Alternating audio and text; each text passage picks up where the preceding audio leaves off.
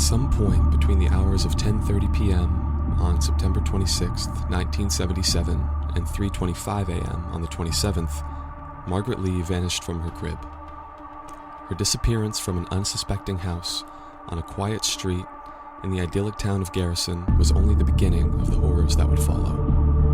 Margaret's father, Walter Lee, was the last to see her alive when he checked on her right before going to bed at 10:30 p.m.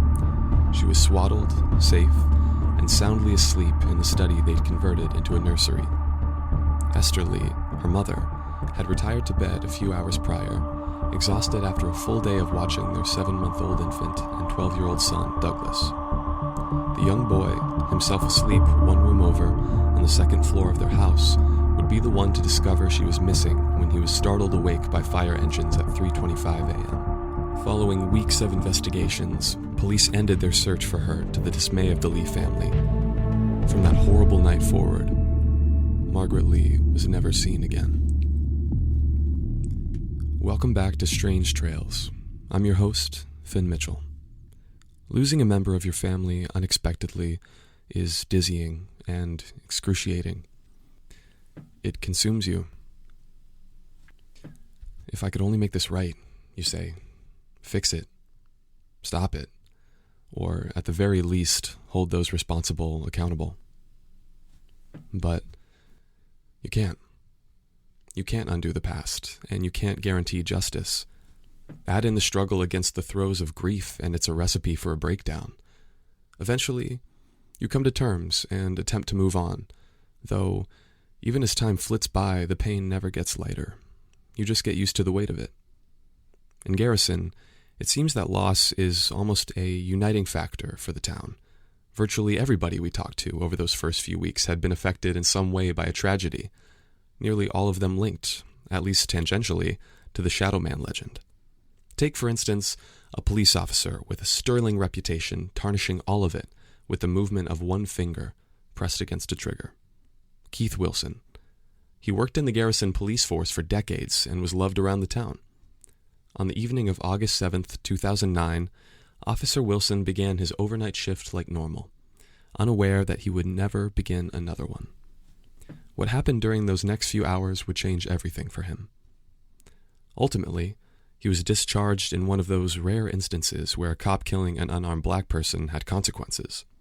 But I'll let him tell you his story. We joined him in his understated house, surprised by the BMW in the driveway. His living room is similarly contradictory, with a shelf of early 2000s DVDs, most of them, weirdly enough, M. Night Shyamalan movies, juxtaposed with the 75-inch flat screen wall-mounted above it. A small peek into the life of a controversial town figure.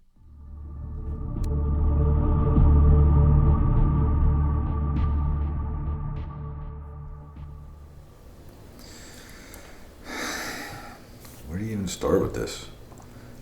What do you need to know? Well, let's begin with the night that ended your career, and then work backward from there. I've been thinking about that night since you asked me last week for an interview. It's just, it comes to me in bits and pieces. You never realize how much you actually remember about something until you have to think about it. Keith started reading from a prepared statement, likely a vestige of his training for dealing with recounting the events of an incident in the public eye.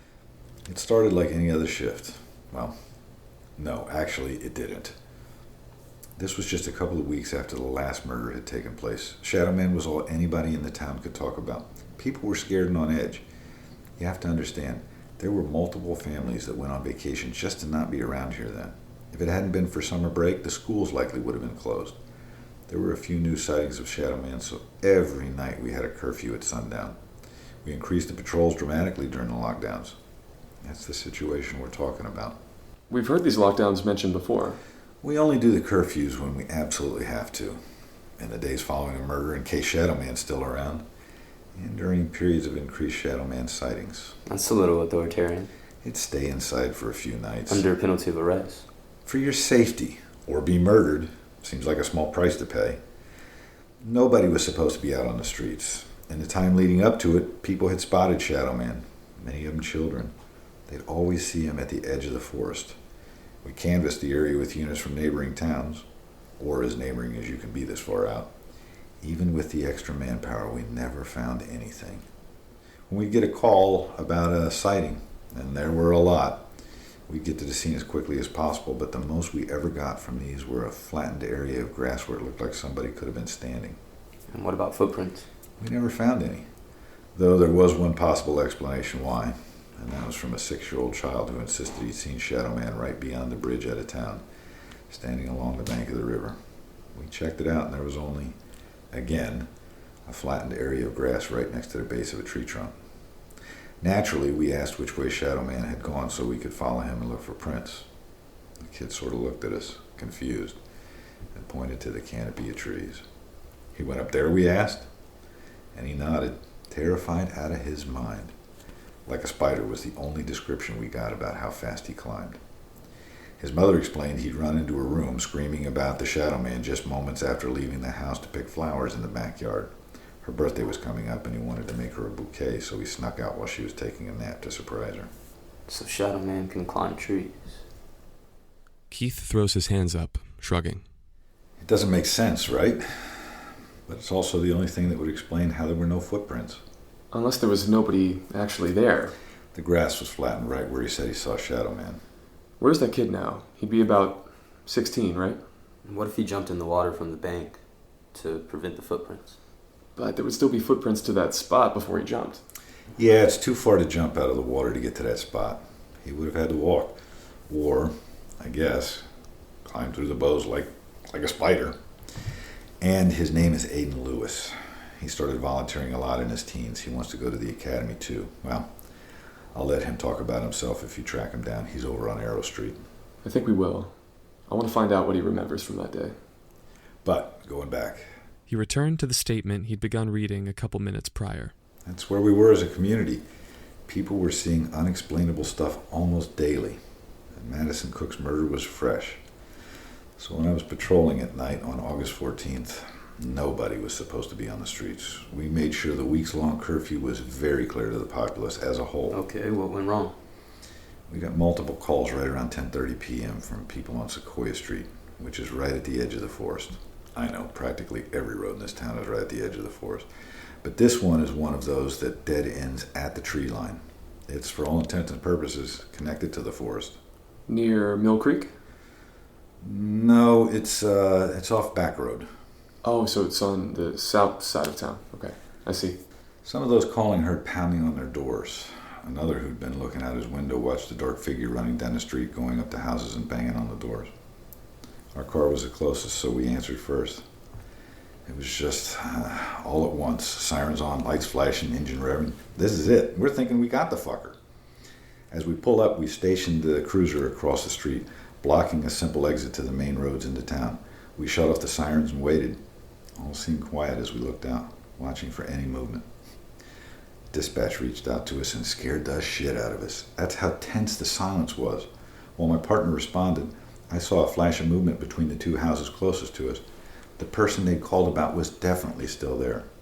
It was fight or flight. I do not remember deciding what to do. Time just sort of zips ahead for me, and suddenly I'm out of the cruiser, running across the yard in full pursuit of the figure I can now clearly see running through to the backyard. He doesn't stop when I yell stop. He looks back over his shoulder. I can barely see any features because it's so dark. And that's when one of the deck lights turns on, flooding the area with light. The neighbors are out on their deck, some of them watching through their windows. But I have to focus on this. That sudden change, though, startles me, and I look just to see what's happening over there. As I turn back to the suspect, I can see out of my peripheral that he's got his hand near his waistband in front of him. So I draw my weapon as quickly as I can, and I yell, "Freeze!" as I come to a halt. He doesn't stop, but he pulls his arm outward, and he turns around quickly, and then I make the biggest mistake of my life. Before I know it, 3 shots ring out, and the figure drops to the ground. I run up to him and I fucked up. Immediately, I knew that. Instead of some menacing man of the shadows, it's a young boy, probably 15 or 16 at the most. He was black and scrawny, his hair was disheveled, and his clothing, I could see up close, was all dirty. And he was bleeding out in front of me. There was nothing in his hands, nothing in his waistband. He wasn't a threat. And he died before any ambulances could get there. Keith takes a minute to compose himself. Things moved quickly in the days following that. The review. I think they felt like they had to make an example of me. But you were just protecting the town from someone you thought was a serial killer. We don't train for it, but I wish I could have shot at his legs, or we could have pursued him into the woods. You thought he could climb trees to leave no trail to follow. Would you have shot him if he was white? Omari. It's a fair question. I mean, how many black people even live in this town? And you killed one of them. How many white kids have been mistaken for Shadow Man? You, I assume, have apologized to his family. That was rough, yeah. For a few reasons. My first instinct after everything happened was to be angry at him, at this boy, for even being there, for not being home under the curfew. And then it really sunk in, what I'd done. It was awful, and I've never felt more broken up. I think all of that might have ultimately been why they had to get me off to the force. So, to prevent a drawn-out process, I stepped down, for good of the department. Oh, so you had to retire a few years earlier than you wanted to. But now you just get to go on living your life, right? And all he lost was his entire future. And all his family lost was their son. I recognize the injustice. So what have you done to correct it? I promise I understand the wrong I did, Omari. I know we need to do better, and I'm trying to make sure we do. Consider me a cautionary tale. He started fussing with what I realized was a Rolex on his wrist. So I had to ask. All of this stuff that you have, where did the money for that come from? Your car, the TV, that watch? This is a small town. I have a tough time believing you made enough for all of that on a police officer's salary. Once the whole debacle was over, I got my retirement package, which was surprisingly robust. BMW robust, though? I had some of my own money saved up, too, let's be clear. All right, well, let's discuss some of the murders that have been directly linked to Shadow Man. That first one, Margaret Lee. Technically, that's not a murder, because the body was never found and no one admitted to killing her. Though, yes, she did disappear the night Shadow Man was first spotted. And there were stories after the fact of people hearing a baby crying from near him. I'm not sure I believe those, though. But it's something that's out there. And they're linked? The timing is just too close not to be. How much of that investigation did you experience? I started in 1987, right around when the second killing happened, but before we realized it was connected to the other stuff. Who did you look into as people of interest? For the disappearance? The force looked into multiple people, but there were only ever one real suspect, in my opinion. Who? The dad. Walter Lee? You think he did it? I am almost positive he did. This was genuinely a shock. We weren't expecting to get much from Keith beyond corroboration of things we'd already heard from other people earlier in the investigation. But to get a new suspect from someone who had worked on the case and knew most of the details was surprising. So you're saying you think Walter Lee is Shadow Man? Certainly the most likely to have taken Margaret. Fascinating. Isn't he dead, though? There's still sightings of Shadow Man. Copycats exist. Pranksters. That's my theory. No one's been murdered since he died in 2010. What makes you think he did it? The Lees had this secretive streak. They didn't really like to tell anyone much about themselves. I feel like that's most of the town. That's most of the town to outsiders. The Lees lived here. And yet no one knew much about what happened behind those doors. So you think Walter would hurt his children? Well, there was almost certainly spousal abuse. After Margaret went missing, the police searched the premises and spoke to the family members. Mrs. Lee had bruises on her arms when they stopped by to speak to her. When they questioned her about him, she shut him down and ended the interview. When they asked Walter about it, he said she fell down the stairs, which we're not idiots. But if she wouldn't report him and no one else witnessed it, there wasn't much room to maneuver. And what about their son? Mrs. Lee said he was out with her parents when she fell. So why would Mr. Lee take his own daughter? I don't know. Found out it wasn't his? Who knows? It's pure speculation since both of them have long since passed at this point. They circled the wagons and succeeded in burying the truth. Did you ever check their house for the body? Every inch. Brought in the dogs at one point, too. Trail led from the house right across the bridge and into the forest. They lost it from there because of the fire. She was in there somewhere before it happened. But it's like she stopped existing. How does a person just vanish so thoroughly? Good question.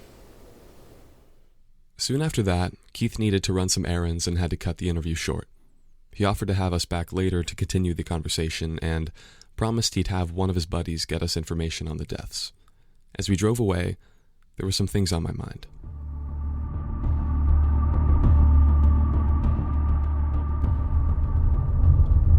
He seemed to take your questioning pretty well. We have to admit that he at least seemed remorseful. How many white people do you think he accidentally shot in a case of mistaken identity? I'm just saying not everyone is out to get you. Yeah, which kind of proves my point, doesn't it? He might not be out to get us, but he still did. And he has to deal with those consequences. Does he, though? Yeah, he lost his job. That almost never happens. What? Just fucking drive. Omari. Leave it. Well, you clearly have something to say. I want to hear it. The problem, Finn, is I prefer to hear you say what I have to say. Why? Because I shouldn't be the only one saying it. Okay, well say it and then we'll go from there. Losing your job isn't a consequence for murder. I shouldn't have to coach you on this, man. Come on, where's the warrant for his arrest? Where's the charges? Where's the fucking prison time? He's a police officer. And? I just don't see that happening. Yeah, neither do I. What if you tried praying for Isaac then? What good is that gonna do? Well, it helps me. Sometimes it's the only thing you can do. Prayer is decidedly not doing anything. Isaac's dead.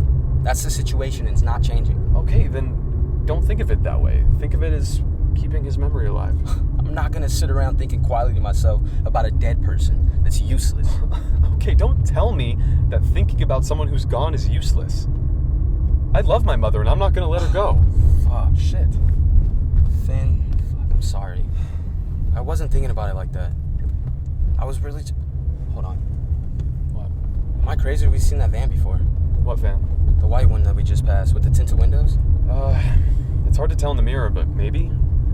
I haven't really paid attention to the vehicles around town. Clues, dude, clues. All right. Yeah, we'll circle back. Finn, Yeah? you good? Yeah, of course. Look, I wasn't trying to minimize how you've handled what happened to your mom. You're fine, dude. It's just so draining to constantly have to explain to people that we shouldn't be getting killed. And if we do, the person responsible should be held accountable. Like, actually accountable. You're right. He should have gone to jail, and the fact that it didn't even cross my mind is a little fucked up. You tried, man. That's all I can really ask for. I feel like this investigation is going all over the place, though. Like, where do we go from here? So many little rabbit holes, and... Damn, they're gone. It was right here, right? How long was that? Maybe 30 seconds? Someone was in a hurry. Wish we knew which way they went. That's what was bothering me. What? Keith said that boy saw Shadow Man climb up the tree, so he left no trail, right? Yeah, I don't know if we should be taking the word of a 6-year-old at face value. Okay, but they couldn't find footprints or anything anywhere around the places he'd been spotted. I'm sure there are ways of covering that stuff up. That the police don't know about? I mean, I'm not claiming to be an expert here. I'm just playing devil's advocate. But the reason that bothered me so much was because there are multiple instances of him doing that. Standing around, being spotted, and then just vanishing without a trace. Mm-hmm. Except that doesn't jive with the story that Ava told us. She said there were footprints leading from the end of the path to the swimming hole. Oh, so you're saying... What if he meant for them to follow him there? That thought got stuck in my head. The idea that there was some intentionality to what happened to Ava. It hadn't just been a fluke. We'd have to look into it more, find out if other people had similar experiences, but that was a hunt for another day. As far as Walter Lee being responsible for Margaret's disappearance, what Keith told us lined up. There was no evidence to suggest he'd actually had a hand in the crime, but that didn't make him a good person. When we asked people what their thoughts were on what happened to Margaret Lee, another theory had gathered some supporters. Jordan broke it down quite nicely back during our interview on the first day of the investigation.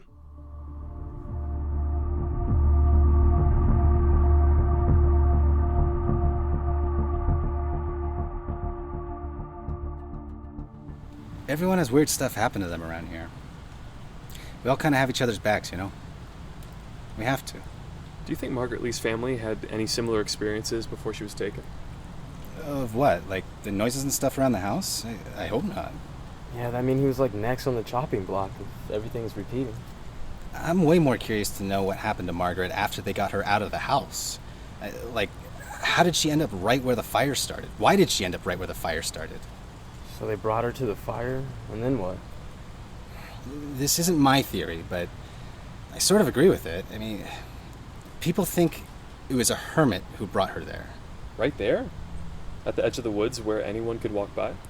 It wasn't quite the edge of the woods, but I mean, no one was just happening upon that at 2 a.m. or whatever time it was. Though if she had screamed or cried, people would have heard her, especially on the way there. So I think for sure she was dead before she even left the house. Yikes. So, what do you think they did with her body? The fire. What about it? Why would they have one if not to get rid of remains? Couldn't it have just been food they were making? Right, but there were no body parts ever found. But wouldn't that sort of suggest that maybe she didn't get burned if there were no, I don't know, ribs left behind? Someone took great care to get her out of the house, so I don't think it's an accident. So do you think they left the fire there to burn on purpose? If they were taking such great care... Like a calling card, yeah. But it never happened again. We don't know that. They could have gone to some other town. There's no guarantee they lived here, or anywhere for that matter. If it was a traveling hermit, it would explain why no one ever got caught. He'd just disappear into the forest or the mines, who knows?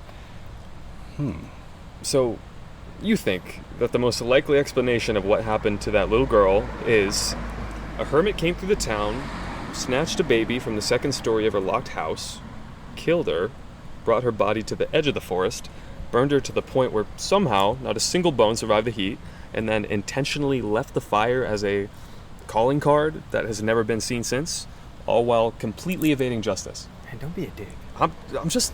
There are a lot of holes in this theory. How about the fact that some people reported hearing a baby cry in the arms of a person they later described as the Shadow Man, and this was after the fire was raging, so she'd have already been eviscerated at that point in the night based on your theory. I'm sure there were a lot of babies crying that night. Everyone had just been woken up and told to flee a fire that could very likely destroy everything they knew. I would have been crying. Though, I will say, the way you just broke that down... I mean, look, as a theory, it's creepy and intriguing, for sure, but it crumbles when you pick it up and start examining it. For me, I feel like whoever took her had to, at the very least, know the family to be able to get into that house. Maybe someone had a spare key and a grudge or something. I don't know.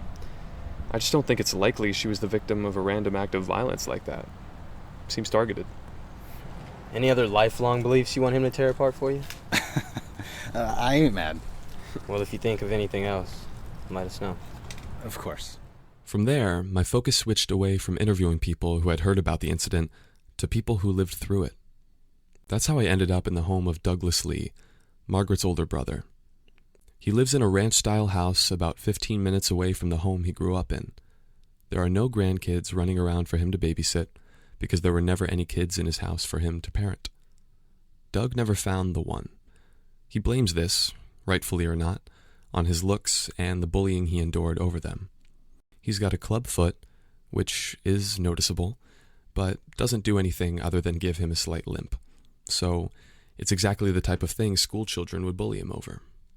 Because no one is making fun of the kid in a wheelchair and getting away with it, but you find a shy kid with a cosmetic abnormality, and you can go to town on them.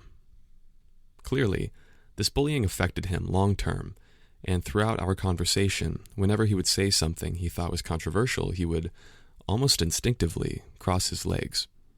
Maybe in an attempt to hide away any perceived imperfections so he would be taken seriously.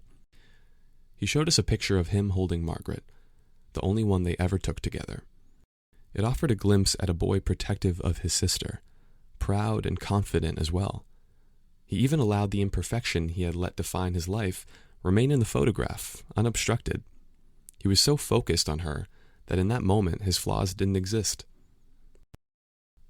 For us interviewing him, a man who'd lived an otherwise unhappy life, the tears it brought to his eyes looking at a picture he hadn't seen in decades were heartwarming. Knowing he could find happiness in a photograph, a faded memory, of something that had happened long ago, felt like we were witnessing something profound for him. Soon after, we sat down and tried to piece together what he'd experienced that night.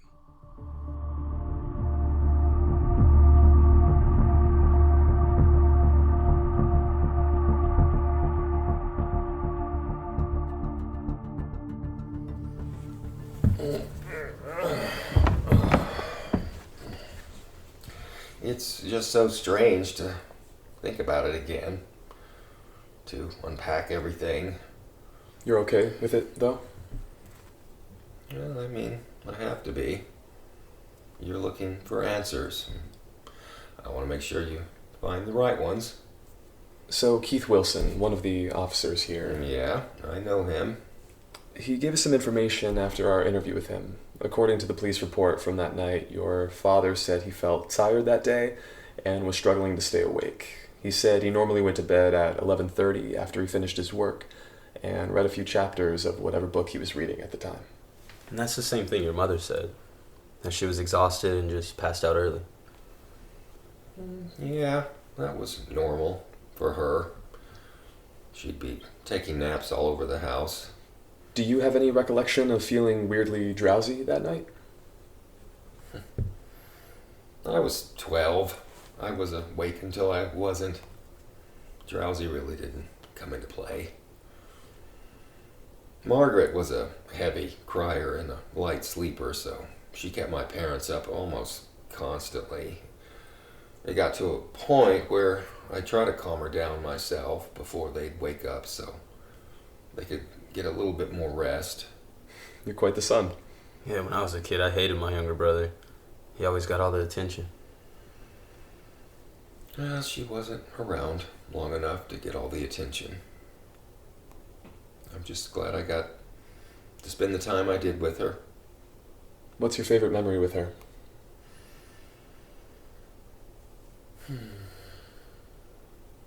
Holding her.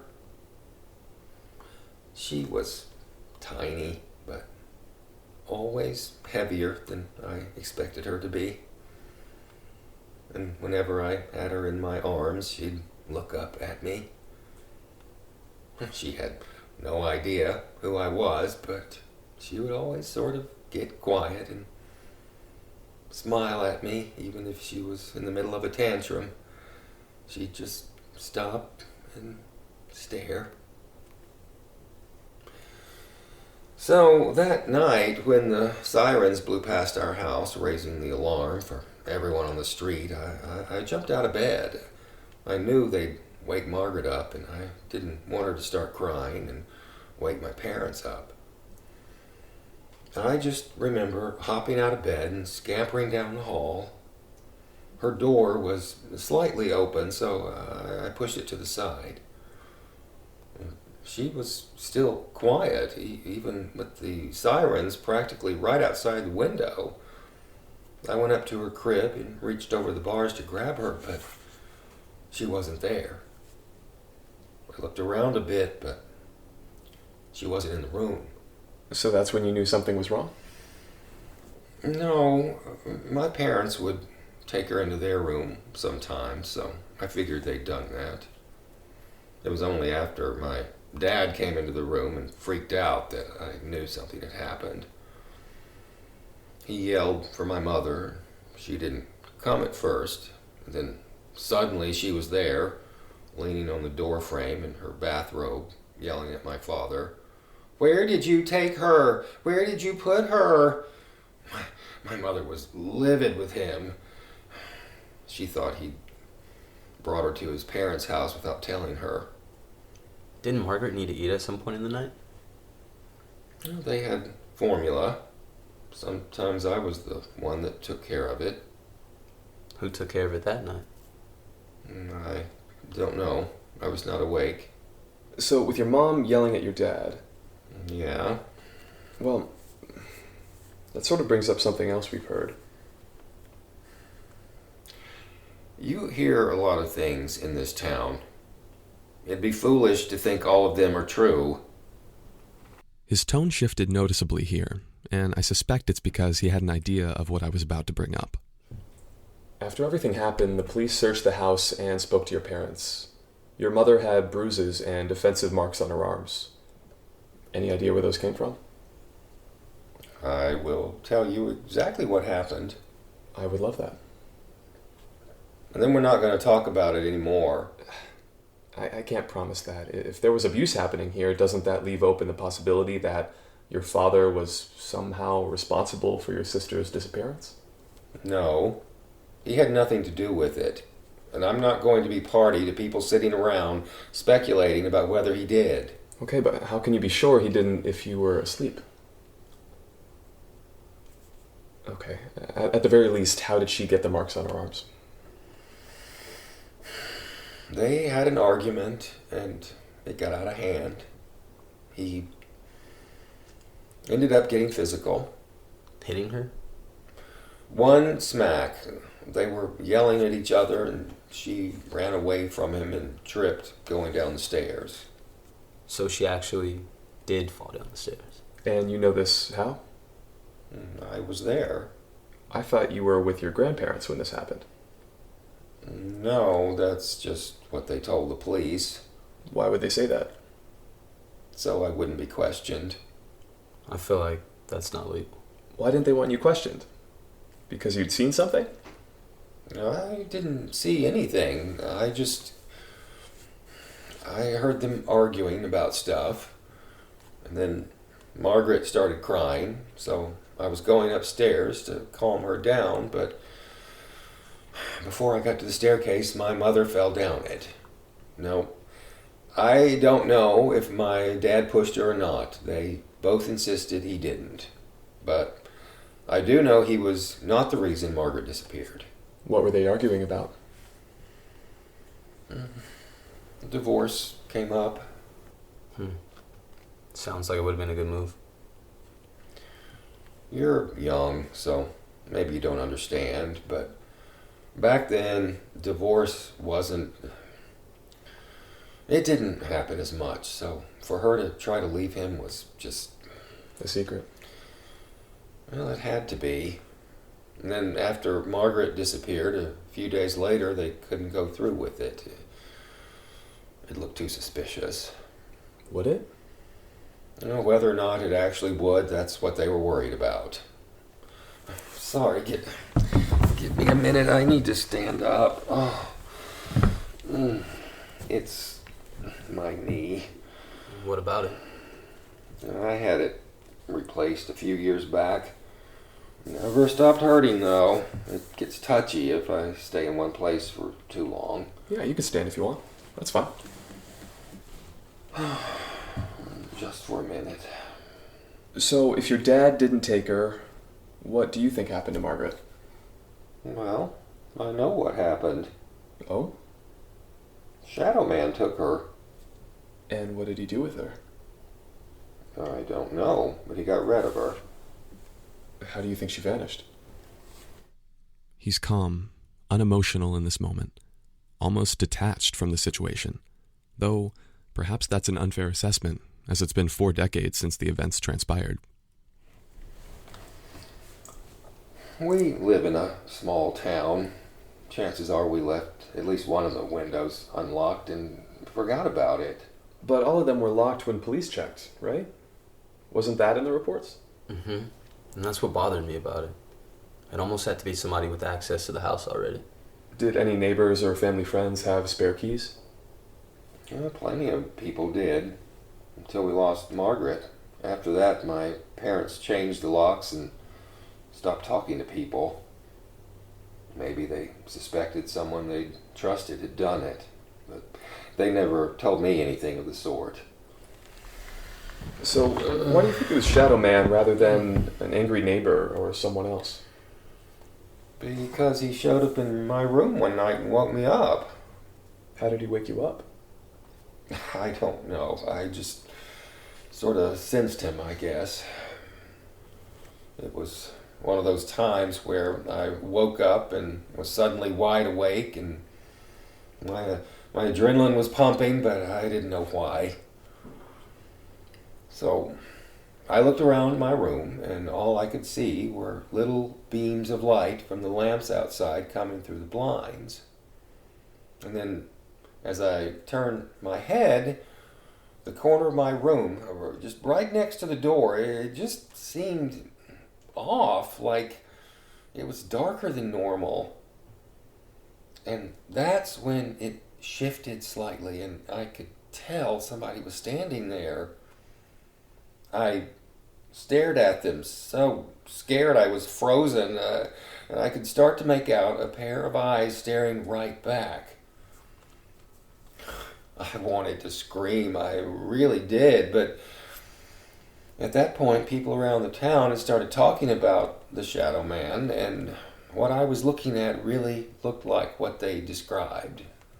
So I, stupidly or not, pulled my covers right over my head and hid under the blanket, hoping he'd just go away. And you're still here? Well, he wasn't after me, it turned out. The next morning, when my father woke me up, he was gone. Did you ever see him again after that? No, thank God. So why do you think he took Margaret, rather than someone else? Access. I really think one of the doors was open. There was a ton of confusion right after we figured out she was missing. We were all running around the house looking for her. And then with the fire raging and spreading, we had to evacuate not long after. So I don't see how they can be sure the whole house was locked. But he would have had to know she was there and that there'd be a way in to get her, right? That's true. But I think we've all watched enough serial killer documentaries to know that they can go out of their way to stalk their victims for weeks or even months sometimes. So I just don't put it past him to have been watching us before he made a move. Doesn't that make you feel like... Violated? Yeah, of course. But I can't live my life like that, constantly replaying those things that happened. And it sucks that I'm just realizing it now. I never found love. Was it because of this? He gestures at his foot. Or was it because I spent my whole life feeling like I wasn't good enough for anyone? All of the terrible things that happened didn't affect me in the way that you might think. Some people would look at their sibling being taken and privately think how lucky they were to not be the one stolen away, but me, with how the kids at school treated me at the time, I couldn't help but think I'm such a monster that no one would... I mean, was I so ugly, unappealing, that I wasn't even in danger of being... All I wanted was to be wanted, like Margaret was, like she would have been as she got older. I miss her, and I wish so badly that I could bring her back, that I could have gotten to know her, but there is no going back, so I've had to move on. Doug made a fair point there. He could have just as easily been taken by the Shadow Man, but he wasn't for some reason. Was it because of his physical impairments? Or was it something else? And Margaret's body? Why did the scent trail lead directly to the forest just before the fire began? If a kidnapper is stealing a child from her family, why draw attention to yourself on such a large scale? Avoiding capture during a follow-up federal investigation seems more like a stroke of luck than genius. For Walter to not crack during questioning by the police suggests to me he was either innocent or a sociopath with no real grasp on the effect his actions had. And with the way he treated his wife while managing to keep it covered up, I have to say it's a toss-up for which one of those options is the truth. But if he did it, why burn the forest as well? Keith seems convinced it was him, but a motive never seems to have materialized, leaving me to wonder if there is perhaps some third option I'm not considering. For someone so secretive to do something so sensational, it would immediately capture the public's attention feels incongruous with his personality. But here we are, still at the beginning, with so far to go. The ashes of this horror have yet to be sifted through. Next time, on Strange Trails. We have to check out where it started, at the very least. What do you think we'll even find out there? The fire ravaged the area, but it also revealed some things that wouldn't have been found otherwise. I can tell you exactly why you started it. Strange Trails stars Matt Winton as Finn Mitchell, Domenic Kim as Omari Mason, and Ashley Every as Ava Cook. Additional performances by Rylie Decocq as Jordan Harris, Jimmy Bacon as Keith Wilson, and Rob Moore as Doug Lee. Created, directed, and edited by Colton Woods. Script supervisor, Fernando Collazo. Special thanks to Katie Joyce and Courtney Woods. Follow us on Instagram at Strange Trails Podcast or visit us at strangetrailspodcast.com for more info. If you like what you hear, ratings and reviews really help the show. Strange Trails will return in Burning Questions.